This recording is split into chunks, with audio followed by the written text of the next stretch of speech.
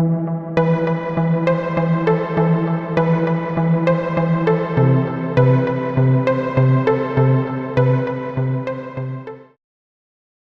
to the jump off point. I am Sly. And I'm Lost in Spook.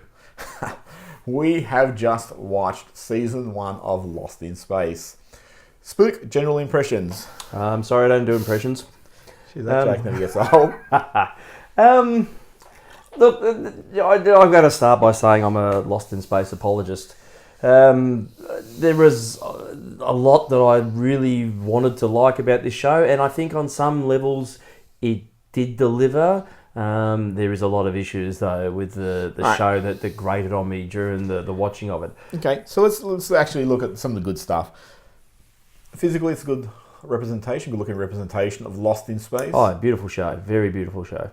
Yep, so beautifully shot. You like the Millennium Jupiter? I love the sweet visuals. Yeah, look, I didn't mind the ship. Yep.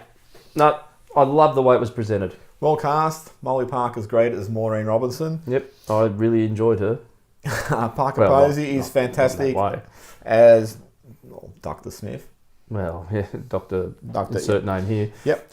You have 3 precocious kids. Usually precocious kids are the death knell of a show. You have Wesley Cousin Crusher. Oliver.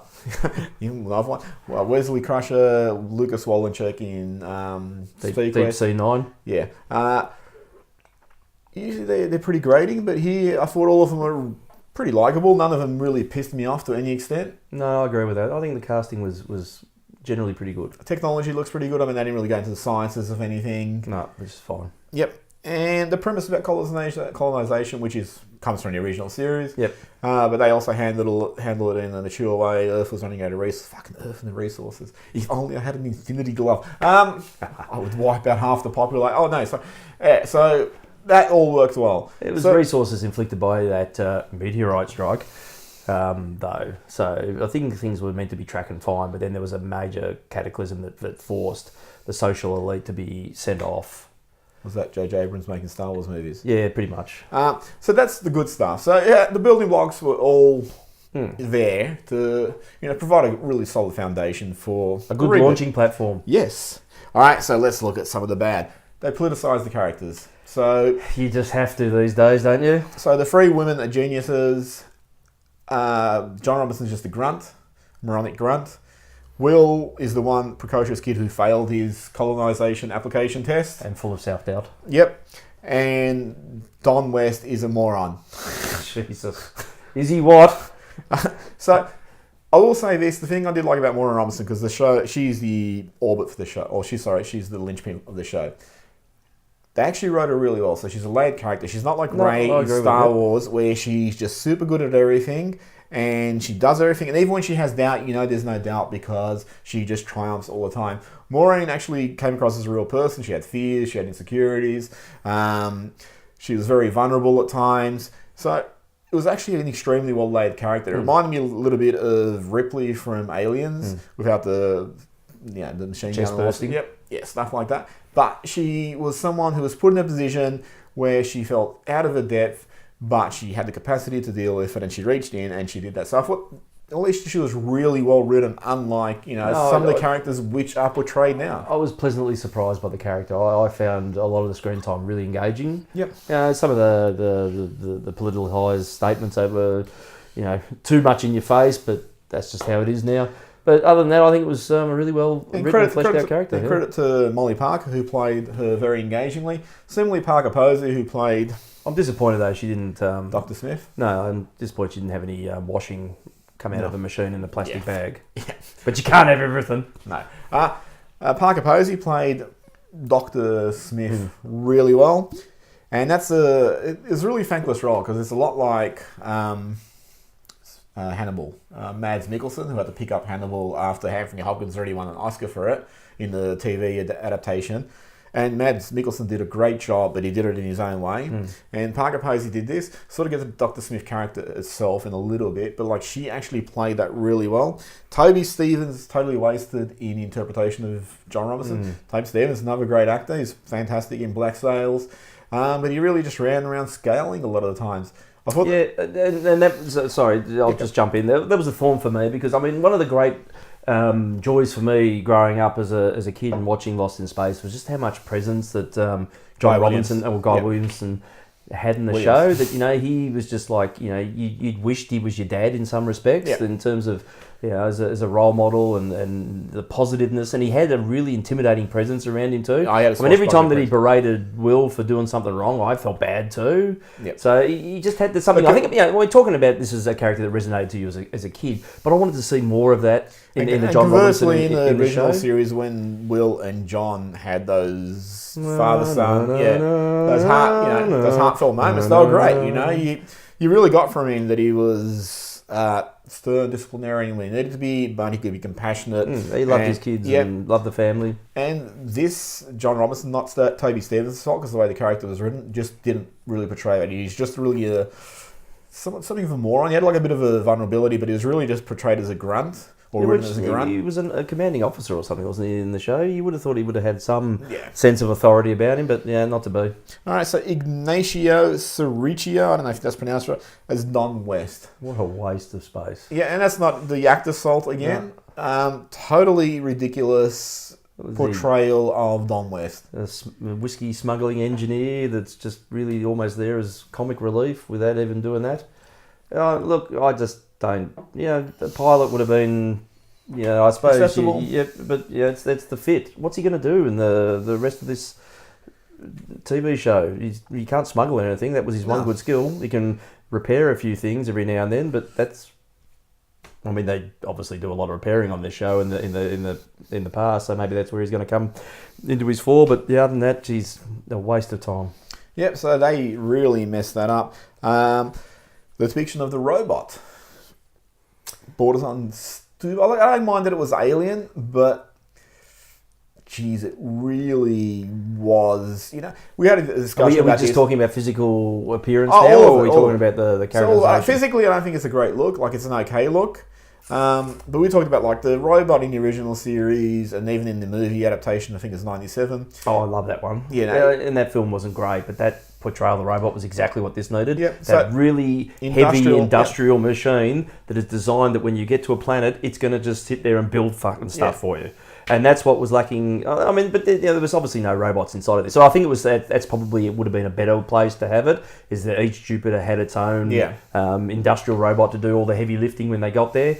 The introduction of this, I wasn't totally against it as being an alien. I didn't mind that it was an alien, but like that Will met its top half and like its legs were just walking around, and Will goes, "Let me just reunite you with your legs. I'll just cut this branch and you'll plummet onto you know." Yeah.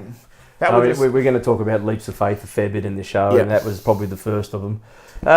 Look, in some layers, it worked for me. It warmed to me over the episodes.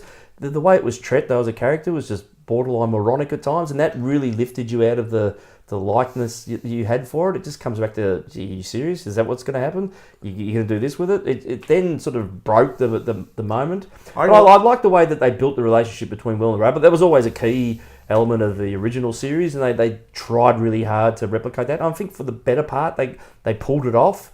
But the character just was damaged on other layers. My problem with the character was very... like at the end of the first episode, it helped save Judy, the robot. And you think, okay, it's bonded with him. But then, one episode, it would be the enemy. The next episode, it would be the friend. The next episode, it would be the enemy. And then it'll save him from some lizards. And then it'll be the friend. And it'll be like, oh, I know, hang on, it's an enemy. And the thing is, seesawing arc just was boring. And that's a good example with the lizards. Because, this is you're led to believe this is a sentient being making choices to when it chooses to act and it's not. And for this thing to choose self-destruction by some lizards because Will told it not to hurt anyone, it's like, it reminded me of John Connor in Terminator 2, where he's ordered, except they were smart in that, we shot him in the leg and he said, I told you not to hurt anyone, he goes, here to live. And that was that sort of smart moment it needed, but it just to sit there and be torn apart just felt dumb. And that's where you've done good work, then you've gone and done dumb work. And that's where it just kept cycling through for me. Okay. Initial premise, as I said, the colonization was good, but then they just got marooned on the planet, which is fine. That was a staple of the original series. They got marooned on the planet every 3-4 episodes. The first season, they pretty much stayed on the one planet. Yep. But on this one, they stayed on the one planet for the whole episode, whole series run, season run, which is fine. but they were on that planet with about 4,000 other colonists, it seemed. And that just sort of seemed to undermine what this show is meant to be about. It started to remind me of Earth 2. I don't know if you remember that from years ago. No, I never watched it. Yeah, but it was like, they went to colonize I don't watch sequels. They went to colonize an alien planet. It was like a lot of them. And that, I didn't think really worked well, but they had so many people. It sort of almost defeated that Lost in Space with no... I was about to say, you can't call your show Lost in Space when you're just lost on a planet with a whole bunch of other people. Yep. I can appreciate it as a setup device. To make it last a season was just, it felt a little bit too long-winded. I felt because way too long. You're investing time in all these other characters that you probably know ultimately aren't going to feature beyond the point where they do eventually get lost in space. So why are we bothering? Look, it's a great opportunity for you to explore the backgrounds of the characters, to give them, to flesh them out and have them play off different situations that this would provide. But as a longevity device for that whole season, I just don't think it worked. I think one of the problems is because they needed to get Don, Dr. Smith, and the robot there from different sources. That was part of the reason they had all these other colonists and that. But yeah, I mean, everything you said, it just really got to the point where you're thinking, fuck, are you really that lost? Are you really that struggling? Is there not anyone in the rest of the colonists who has a little bit of a brain? And I found it grating too, and I thought there might have been a different payout too, that they were just constantly trying to get in touch with the orbiting mothership, yep. And it just had that repeating message about, are you out there? Are you out there? And we can't communicate with it. I thought, maybe that, because you were teased that there was something going on once you discovered that the robot was part of the attack group that attacked it, the first thing, that this thing had been destroyed and they were trying to lure them or something. But then there was just no payoff for that. It was actually just as described. And it sort of felt like it was a ruse, but it ended up just being, no, that's it, the ship is in order, but we couldn't talk to you, and certain moments of dumbness that came out of that, like trying to communicate them with the big dish, and a dish that fell over at the wrong moment. And you think, seriously? Oh, that actually goes to my next point. One thing that annoyed me throughout this series was Murphy's Law just drove the narrative constantly. It was like, let's do this. Oh, that went wrong. We need to have some peril. Yep. So you go off and fix that, and I'll go off and do this, and then two characters are split up, and then be things going wrong to both of them, and just be constant. Like, nothing fucking went right. And it just got to the point where I was like, I really can't invest in this because so many things have gone wrong. I can't believe that anything you're going to do is actually going to work out for you, because obviously it's not the way you're building this show. There wasn't enough just characters, character development, relationship development. They needed a lot of that sort of stuff that really drove the original series, which had a lot of zany aliens and shit like that. You just didn't have those pauses where you could actually just work on. No, I think character building. They started with the premise of John and Maureen being estranged, and obviously we had to get them back together. And the only way that they seem to want to do that is to keep throwing them in perilous situations. There was they were being trapped under the dish, then they got trapped in the tar pit inside of the tar pit. The rover thing, what do they call it? The chariot. Yep. They call it chariot. Yep. And that whole fucking thing about sacrifice from there really did my head in. And then they just shot themselves out of a tube or something. It was just... All right, well, that goes to the next step. There's a lot of little magical fixes throughout this. There's a lot of things. Look, we can just use the shit in the cave to power the ships. Oh, that was incredible. And they touched upon it earlier about, Will said, if I do 3 poos today, how much will that generate for power for the ship for the next 24 hours? And you're not going there, are you? We're not going to be harvesting shit or something. That could be a metaphor for the show. But yeah, and then we find the perilous cave of plutonic bat poo that's going to help us. But more lizards in there. Look, I know you got to have peril in shows, but sometimes it's just good to have you think back to like The Martian, where things were logically thought out and science provided the answers. That's how I would have liked a lot of these things to be approached. Well, that was the big problem for me. You've got the geniuses of Earth here, and their answer was a cave of bat poo. Yep. And the worst one for me is in the final episode where the robot, Dr. Smith fucking sends it against them. The robot actually is battering him, and bloody Will goes to step in front of him and go, hey, it's me, it's your friend. Hey, remember me? We used to throw a ball around. We were friends. I made you walk off a cliff. Yeah, and the robot just sort of tossed him. So the robot's fucking obviously thinking, well, you're all hostiles. He gets blown out of an airlock. But then it comes back with another robot, and then the other robot's going to kill Will, and then our robot just sort of goes, you know what, I think I will be friends with you. I used to like playing ball. I was just tricking. I'm just fucking with you. That really sort of shit me. It's like, where did you get the, you know? Astounding leaps of faith. And there was a lot of things like that where you think, no, I couldn't have plotted a solution like that. I didn't know that wasn't even in the ballpark of solutions we're going to provide. I think though the trumping dumb moment though was still when the Jupiter exploded with John and Don at the end of one episode. Yeah. And you think, well, obviously it's a really nice episode. What's the twist going to be? And then the best I could come up with was a chunk of the ship debris, that survived, and all it was a wall and a door panel with exactly the piece that they ended up needing to enable them to communicate, and that somehow you survived intact from that. Not even a ruptured spaceship. The ship was blown to the shithouse. Let's just stand near this wall. This looks like a safe place. Maybe this is where they store the black box. Because that always survives accidents. Well, it's also like when Will got tossed. Oh, not tossed. He went outside the Jupiter, but then he lost his tether and he started floating out in space. It's like, oh shit! And then John just floats from the debris and catches him, like Princess Leia. Ooh. So there was a lot of really bad fucking magical fixes which had no logical causality as to why they would occur. It's a shame though that they ended up having to do that because it was, for the better part, a reasonably good TV show that was just marred by those moments. Yep.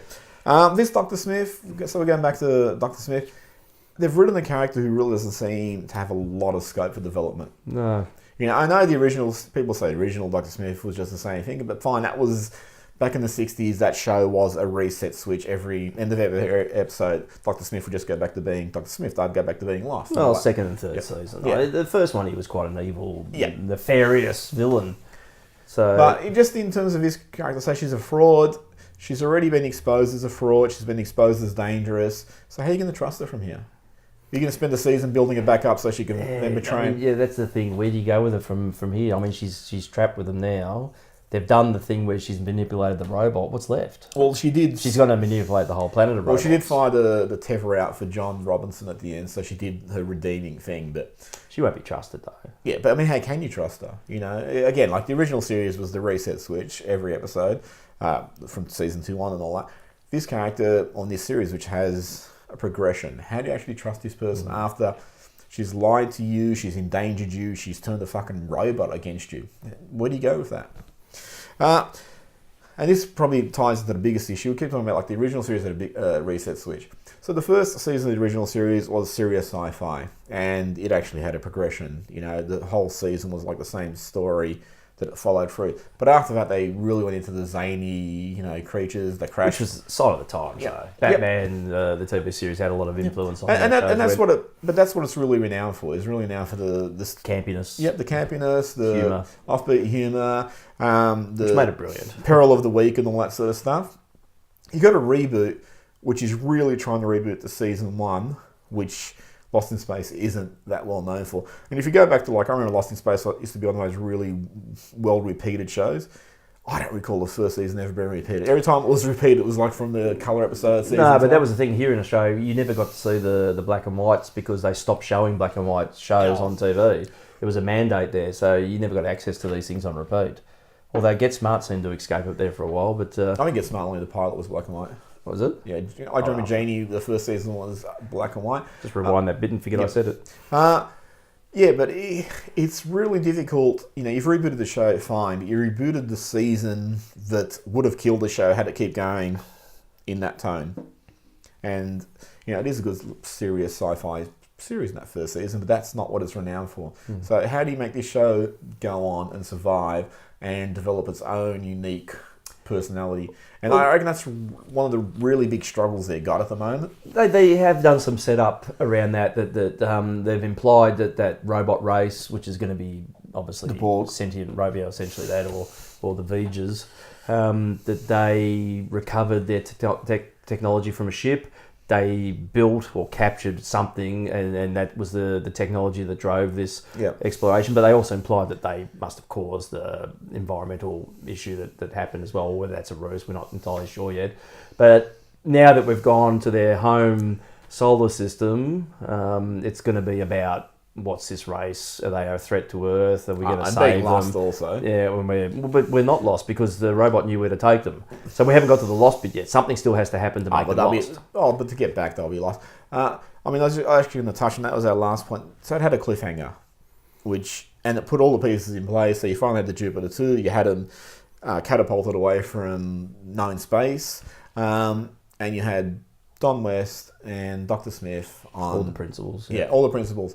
It's one thing that actually annoys me now in a lot of television and film is they all go into this fucking prequel mode. It's like, well, let us just spend a season getting everyone to the point that you know this character. If you look at something like, what's the Marvel show? Daredevil. First season was really just a build-up of the character, which was like a Batman Begins type thing. If you look at something like Equalizer with Denzel Washington. Story, yeah. Yeah, the Equalizer with Denzel Washington really was a prequel to how he became the Equalizer. And everyone's sort of gone into this mode after Batman Begins. It's like, oh, that's really interesting. Let's go look at how this character was established. And I think that works for some characters.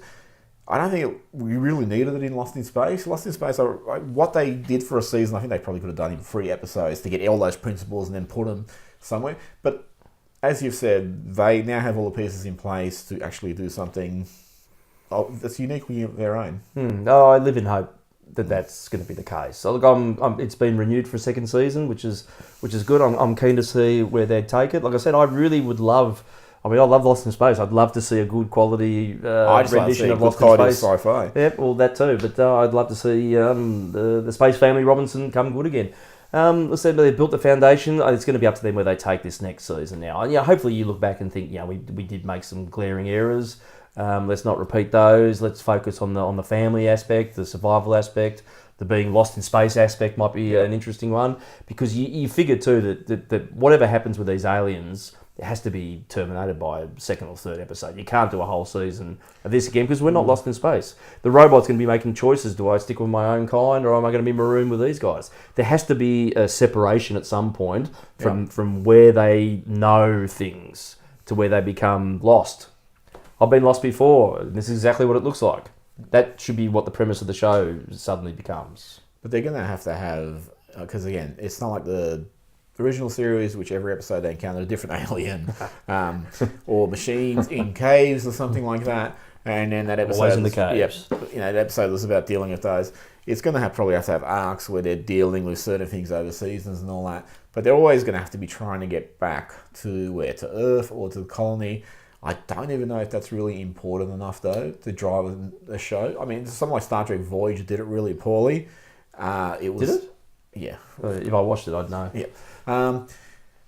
It didn't really maintain. I don't think it did. I don't think Star Trek Voyager is a really good sci-fi. But the whole premise was we've got to get back to Earth. With Lost in Space, it's like, where do you need to get back to? And is it really that compelling that I'm going to tune in every week? So I reckon that's their major challenge. And if they're just encountering aliens every few episodes and keeping that going for an arc, again, that worked in the 60s, different time. It's not going to work now. Yeah. So you're going to have to look for something different. So I'm just curious what they'll actually do. And, are they going to go into some sort of bizarre origin story like Prometheus or something stupid like that, where it's all linked back to the foundation of Earth and shit like that? Yeah. And the meteorite was driven by the robot. Who knows? Any last thoughts? No, I saw enough to be enthused to a point about a second season. So I'm glad it's got renewed. I want to see where they take it next. Yep, so I wasn't offended. Like, I didn't hate it like certain other shows that I've watched, like Riverdale, which I said I'll never come back to. Riverfile. Yep. So I'm actually curious where they go, but they would really need to hook me up in the first 3 or 4 episodes, because I reckon I'll have a very short tolerance of this when there's plenty of other shit out there to watch, and hopefully good shows too. Anyway, that's it from us. If you like what you see, subscribe. If you don't like what you see, subscribe. Leave comments. Feel free to hit us up in our Facebook group. Watch for our next review. Thanks for watching. See ya.